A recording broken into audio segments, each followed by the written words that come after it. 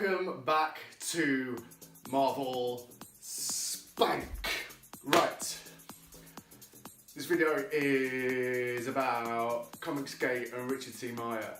To give you a bit of a background, because of the way that comics are perceived, and probably to an extent actually have been going in the last sort of 5-10 years, it is to push diversity on it, replacing existing characters' storylines to meet a broader demographic, despite them being a small percentage of the potential readership.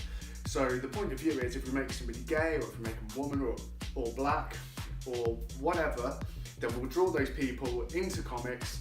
But what's actually happened is there's been a broad movement where it's alienated people that were already reading them. So there's this big SJW, Comicsgate, butting heads, people saying diversity is great, I want more diversity, give me more gay black women in comics. And then it was going, no, I like my comics the way they are. I like the people that wear back to be black, and I like the white ones to stay white.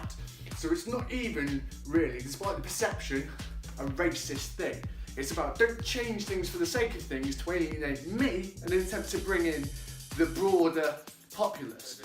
Now, the problem with this is, when most of the main characters were initially created, it was in the 50s and 60s. This was the world of the white man. This is when the white man was the best thing in the fucking world, and if you weren't one, then quite frankly, fuck you. But that's not the world we live in now. So this is the problem that we've got. We've got this long, stretching history of comic book characters with a heritage that people don't want to change. Which is fair enough. There is certainly 2 points of view here, each of them equal and opposite and of worthy merit. I like Spider-Man the way he is, probably don't change him in the chance that somebody might come along and like him better. It's fine, we can have an understanding, we can have different points of view and a discussion. But Richard Meyer in Diversity in Comics have become a lot more proactive about this. Some of the things he says, absolutely fantastic. He has some very relevant points of view. But the problem with this is it can get hijacked with people with less worthy intentions. And frankly, he is someone at times who has less than worthy intentions. He likes to poke things to see how many things fly out and attempt to sting him. And when he attempts to sting him, he goes, "Oh, that's dumb! Stop stinging me!" As he's still fucking poking the fucking thing that's stinging him. It's ridiculous. It's ridiculous.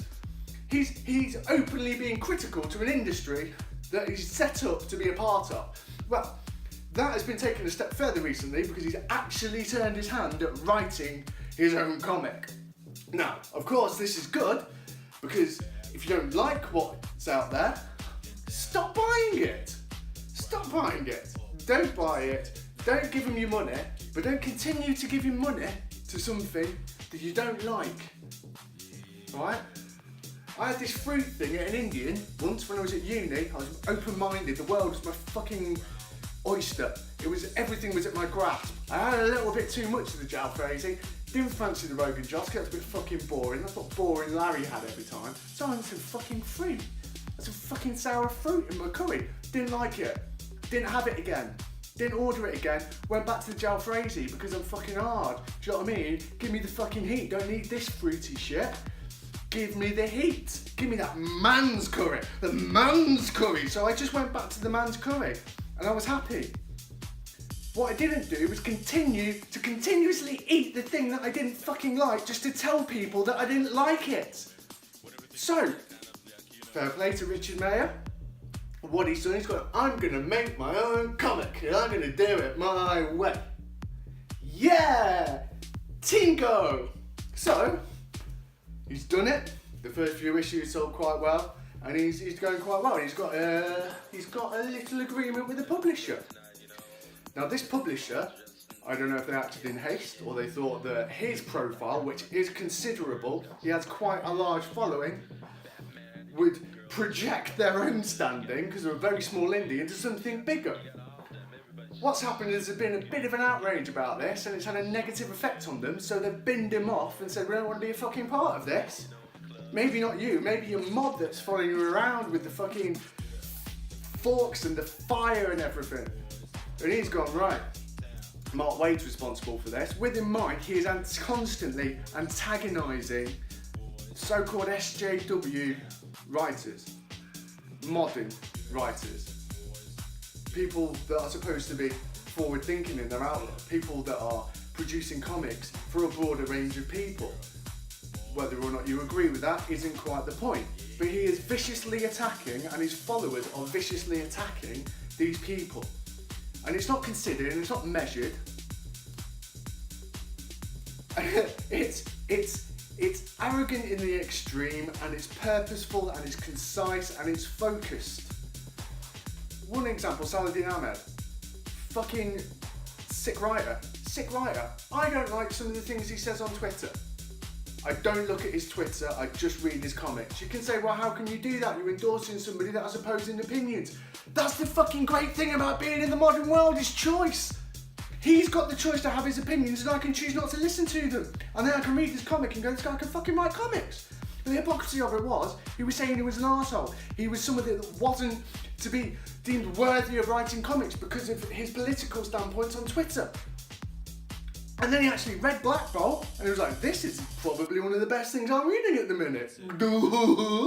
Well, no shit. Read the comics before you make a judgment on them because of someone's political views. Ridiculous. So it's this sort of focused and aggressive attack on creators. So what's happened then is he's looked to be a part of this broader world, looked to be a part of the bigger existence of comics, and actually be a creator.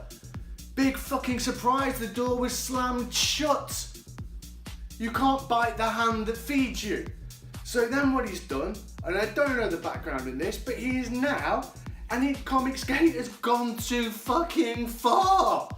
Too far. Too far. Far too far. He is suing Mark Waid for getting dropped. And the irony of this is that he doesn't realise that if you're continuously criticising something, they won't want you to be a part of it. Are you fucking insane? And the bigger irony is he's got fast-tracked into this because of his negative standpoints have given him a profile that made him acceptable to fast-track into writing. That's the irony. It's fucking mind-blowing. Mind-blowing that this guy doesn't realise his attitude's what's stopping him producing what he wants to. He'd rather blame Mark Waid for this. It's astonishing. And of course, legal cases aren't cheap. He'll probably get crowdfunding or whatever. There's enough people that support him. But this is going to probably bankrupt Mark Waid. Over what? Over what? And I've spent thousands of pounds on comics. Every year, in fact. But I have no problem admitting that Spider-Man is a fictional children's character. You are suing a man because you don't like the way a fictional children's character is being written. And you know what?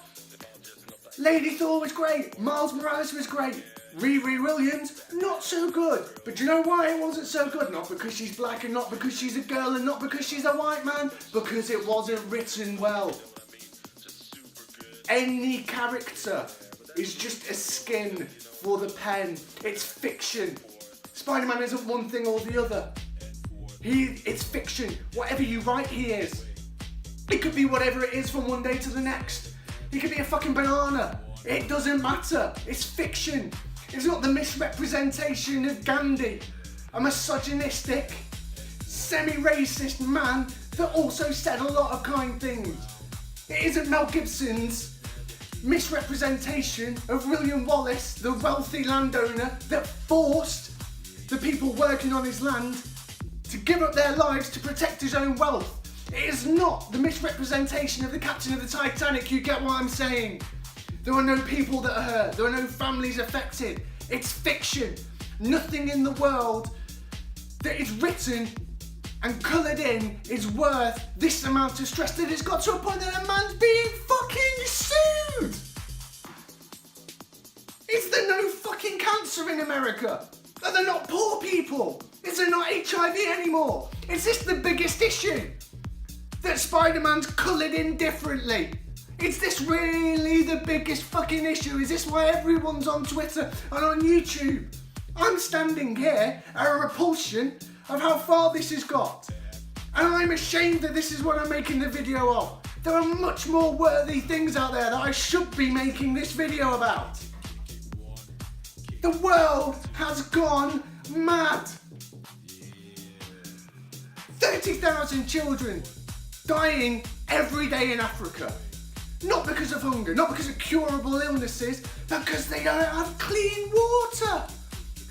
400 people in an hour killed in the streets of Nigeria by Boko Haram, left dead at the side of the road like it was litter. And this is what he's suing somebody about, not the miscare of a dying parent, because he doesn't like the way a fictional character is being written. Madness. Absolute fucking madness. Yeah, this is magical. This is like the magical moment. I love that moment when everything just like kind of. So, if you've got to the end of this incredibly animated rant,